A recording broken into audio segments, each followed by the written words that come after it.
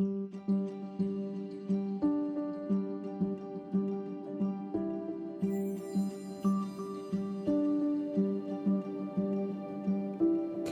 you ever experienced a God wink?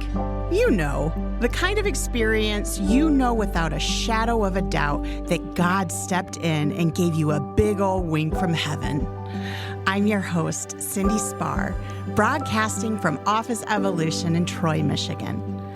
I am the founder of My Collective Network and My Christian Business Network, two amazing business networking organizations. I am a firm believer that there is power in sharing God wink stories. Think of it as a way for people to shine their light on Jesus, one wink at a time. In Matthew 5:14, it says, "You are the light of the world. A city set on a hill cannot be hidden.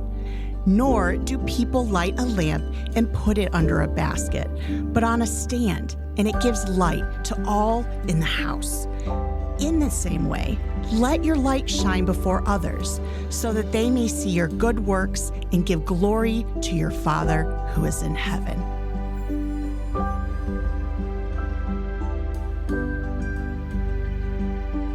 Welcome, everyone. This is your host, Cyndee Sparre of the God Wink podcast.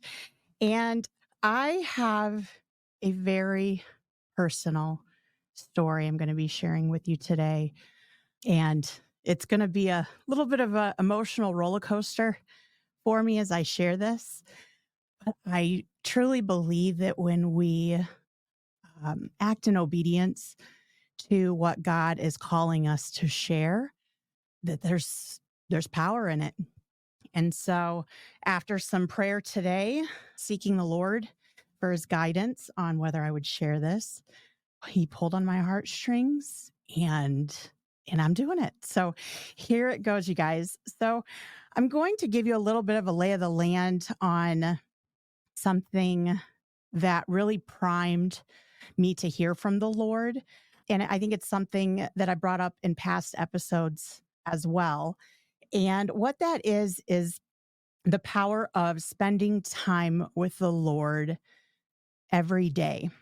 And this is something that, if I look back, because I've got my journal right in front of me, I started journaling.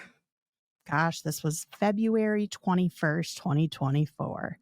So guys, this is really fresh for me, being that we're March 15th, but it's powerful in how I've seen the Lord showing up in my life through spending time with him. So every single morning, I take 20 to 30 minutes with him, usually about 30 minutes. And I just take time to first start out with reflecting on how I feel that morning. So as I've said, I've learned to start with today I feel ... So you're going to get to hear from me right now. This was a piece of my journal on starting my today I feel. And I'm going to read this to you. It was on March 9th, which was a Saturday morning recently. I said, "Today I feel in tune with the Lord. This morning I decided to get outside as soon as I woke up and go for a walk at 7 a.m., especially in hope and anticipation to see a sunrise." Now I'm going to pause for a moment, guys. I looked on my phone and I woke up. I don't usually wake up this early on a Saturday morning. I'm going to preface with that. But I woke up and I was like, man, sun's not out yet. I wonder when it rises. And by the minute it was rising, that minute I looked to see what time the sunrise was. So I was like, yes, I'm going to see a sunrise. So I went ahead, got my shoes strapped on, my workout clothes. I went outside and I got to the sidewalk and I saw nothing but rain clouds. I was like, oh, man. I'm like, all right, that's still okay. I'm going to put my earbuds in and turn on a very anointed song that my husband Spencer had sent to me the previous day that I loved. I could really feel the spirit move through this song. And if you've never heard it, it's called I Speak Jesus. And I just started off on my way, walking through the neighborhood. So big shout out to Chesterfield Commons. Not the best title in the world for a neighborhood, but that's where I live. So I started taking a walk there, then went into Autumn Lake Estates next to my neighborhood and just kept going, walking. Well, in the beginning of this walk, my eyes were really open to seeing God's creation. It was almost like the veil was torn and I could see colors and things just so vividly. As much as to see the worms, I've never seen so many worms covering the sidewalks and the streets to the point where like there was more worms than there were sidewalk. And that was just because of the rain that we had going on, I'm sure the night before. But I was like, oh my gosh, all these worms. And then I kept going, and there's pine trees that align outside of Autumn Lakes along the sidewalk. And all of a sudden, I just saw the beautiful raindrops coming off of the edge of these branches. And I was like, oh my gosh. Like, I even got my phone out because I just thought it was so pretty that they weren't even coming off and dripping. They were just hanging on for dear life as raindrops at the end of these pine needles. And of course, I get my phone out and I'm not seeing it as beautiful as I was witnessing it myself. But as I'm running, a squirrel literally comes right up next to, like, close to my foot. I'm like, oh my gosh, like, this is awesome. And then the last piece I remember is there were rain clouds that were coming from west to east that morning. And as rain clouds do, you, in the drop of temperature, you get that fresh breeze, cooler breeze that comes through. And it was like the breath of God. And I know that sounds like really deep for you guys, but it was if God's spirit was just, man, I was just taking a deep breath of like how refreshing it was during this walk. So this I saw this as it was preparing my heart, and I didn't realize it was doing, that this was happening. But you in your daily life, like when you start listening to Christian music or Christian podcasts, it really prepares your heart to hear what God's speaking to you. And, slowing down and really appreciating his creation is also a preparation of your heart so that you can let go of all the anxieties and things that are happening in your life, in the world, and you can just come centered back to Jesus. So after these creation type things are happening, and my heart was prepared to hear what God was really wanting to talk to me about, the first thing I heard him say was that he was doing an inner and an outer work in me, and that he was preparing a way for his plans and purposes. And guys, I've been on a weight loss journey, a health and wellness journey since February 4th. And a lot of focus has been on the outer work, but also realizing that spending time with him since February every morning was doing the inner work simultaneously. Well, this is where it gets deep, you guys, and I might get a little bit emotional about this. So, have you guys ever heard when God, he is a loving God, and he doesn't bring up our sin, right? Like when we ask for forgiveness, that he is a gracious God. Um, and as I was walking, he reminded me that the last time I had went through a weight loss journey was a number of years ago. Let's just say even 9 years ago. And I was on the same weight loss program. And I'll give a little plug. It was Isagenix. I, at that time, had worked for Walgreens, had a wonderful job in their HR department. And a lot of the people were losing weight at our executive level doing Isagenix. And God just was kind of reminding me, do you remember that when you were on Isagenix back then, your main goal was a lot different than it is now. And last time I had fallen away from the Lord, and because of that, I allowed sin to come into my life. And I didn't feel like he was telling me that I was a terrible person.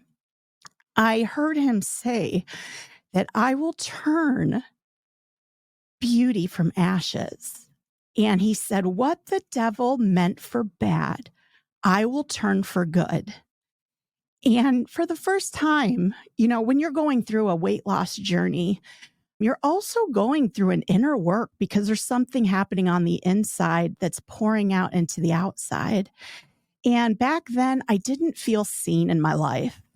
I felt I was chasing after things, people to make me feel seen. And when I was losing weight, I'm like, yeah, like anyone would, you're like, I feel great. I look great. People can see, my transformation. But in the same manner, I didn't have God doing an inner work at that same time. And because I wasn't having God at the center of that to do the inner and outer work, I fell, guys.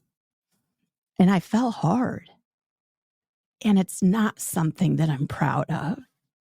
And I look back and it's shocking to see that how we can fall, but how God will come in open arms, in such love and grace and forgiveness, and wipe us clean for the choices that we had made. And so that day was pivotal. And guys, I even marked my journal. Like, this is an ever-changing big day. To hear the Lord say that I'm with you through this journey.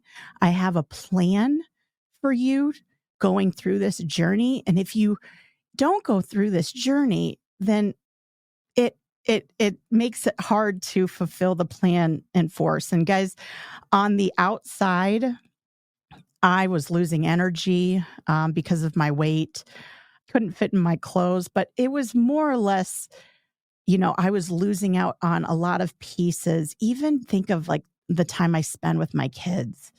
When you start gaining weight, you're just like, oh, I don't feel like going out and spending time or walk in the neighborhood. And it just starts to have an effect on relationships. And I knew that this transformation I'm going through, it's brought me back together with, my kids. My son goes out and he walks with me, spends time with me, but also it gives me the energy to wake up in the morning and spend time with the Lord. And so I kind of just want to bring this back. If you're in a place in your life where you are trying to do things on your own,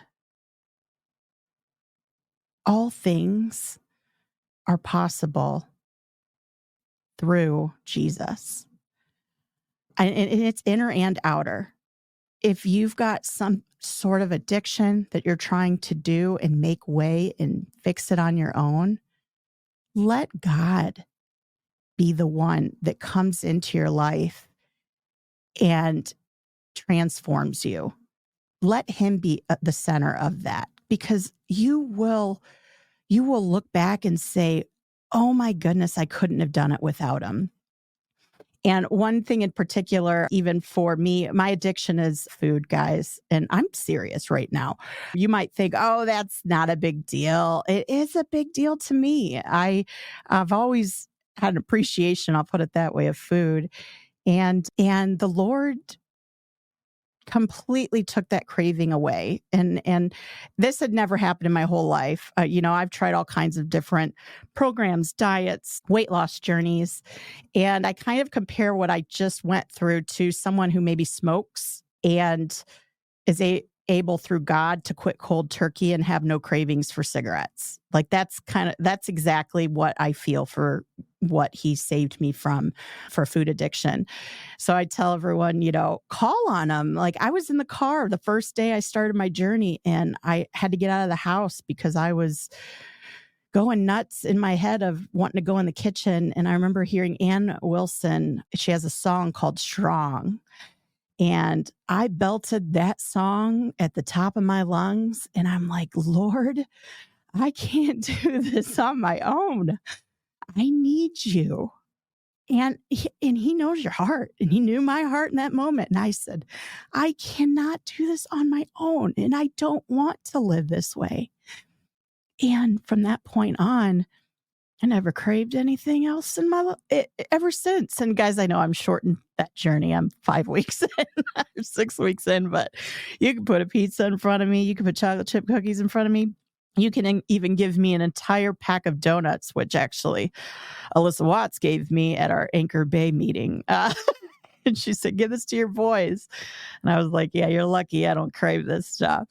But the Lord saved me and he broke off my shackles. And I just want to pray for those of you that are listening. If you have shackles, let him break them off.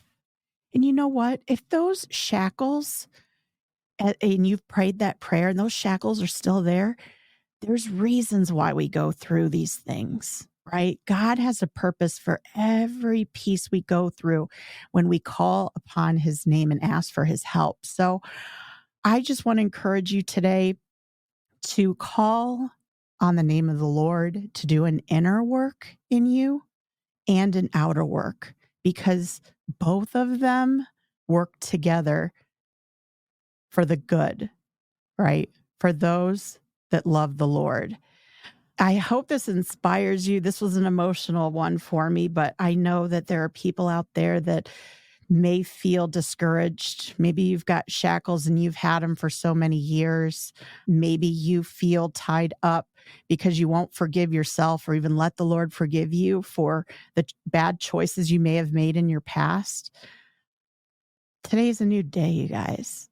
It's time that we forgive ourselves.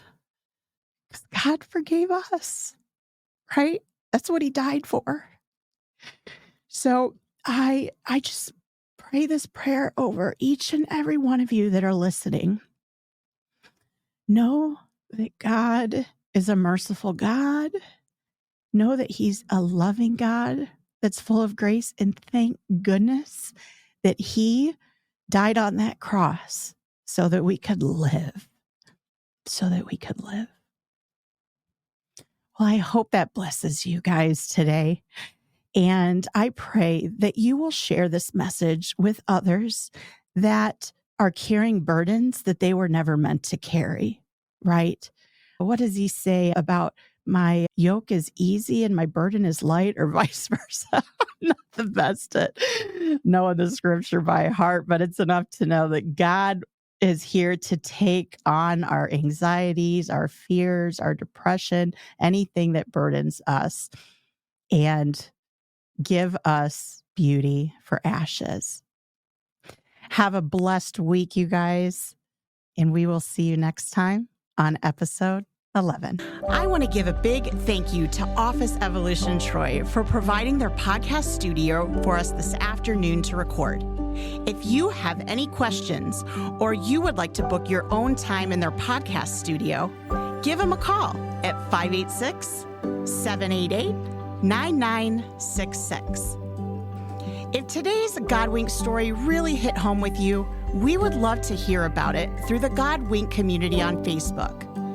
If you know of someone that needs to hear today's God Wink story, show them some love and tag them on the God Wink podcast. You never know how a God Wink story might change their day around for the better. If you or someone you know has a God Wink story that the world needs to hear, we want to hear it. Simply click the link within the podcast notes to send in your God Wink story. Until next time, remember, God's got you. Wink, wink.